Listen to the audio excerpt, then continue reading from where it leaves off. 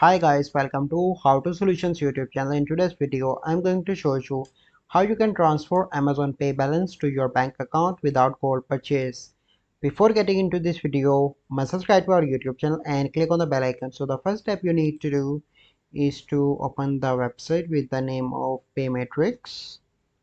Okay, so this is the very reliable website. So you can see that currently my access is denied. So let me search for the paymatrix dot sign up to get started.